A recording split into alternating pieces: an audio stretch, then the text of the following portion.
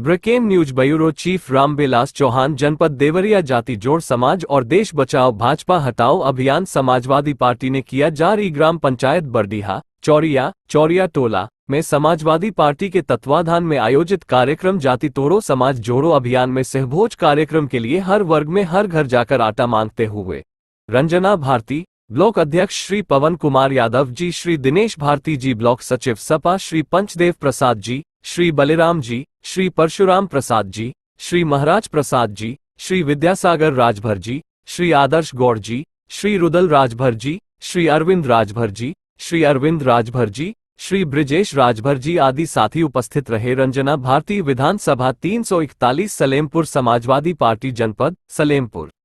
नहीं चलेगा, नहीं चलेगा, चौहान संघर्ष करो, हम तुम्हारे साथ हैं।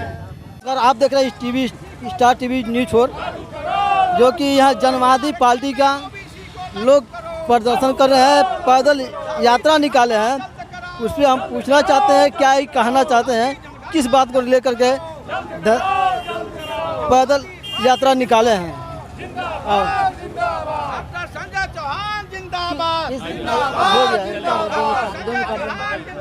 निकाल रहे हैं, इसका उद्देश्य क्या है और क्या मांगे हैं आप? जनवादी पार्टी के नेतृत्व में बागी बलिया की धरती से 2 अक्टूबर से राजदंड पदयात्रा निकली है, जो उत्तर प्रदेश के विभिन्न जनपदों से होते हुए लखनऊ होते हुए दिल्ली के रामलीला मैदान तक जाएगी। ये पदयात्रा भारत के प्रधानमंत्री से कुछ प्रश्न लेकर के निकली है।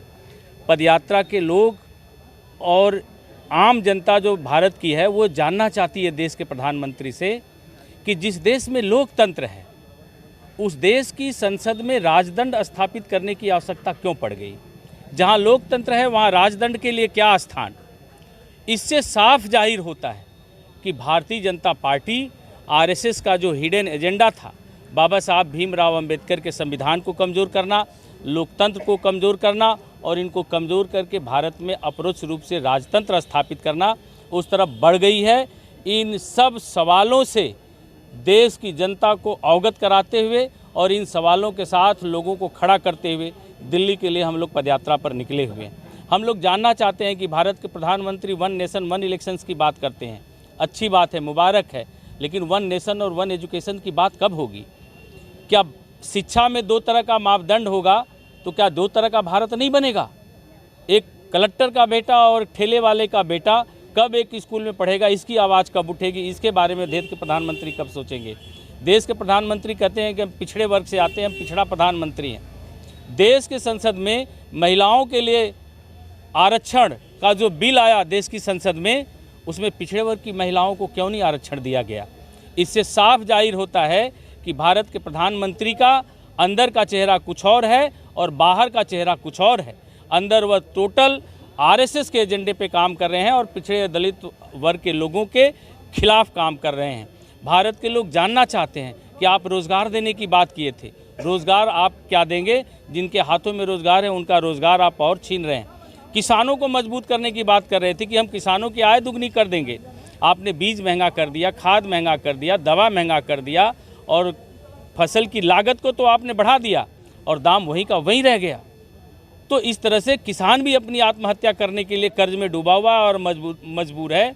इन सब सवालों को लेकर के, जातिगत जनगणना के सवालों को लेकर के हम लोग पदयात्रा पर निकले हैं और इन सवालों के साथ देश की आवाम भी तैयार हो रही है और यह पदयात्रा भारतीय जनता पार्टी के शासन में ताबूत में एक ऐसी कील ठोकेगा कि 2024 में भारतीय जनता पार्टी की सरकार जाएगी और इस देश में जो लोकतंत्र के बचाने वाले लोग हैं, जो संविधान को चाहने वाले लोग हैं, उनकी सरकार आएगी। लेकिन मोदी जी तो कहते हैं कि पिछड़ों को मैं साथ देता हूँ।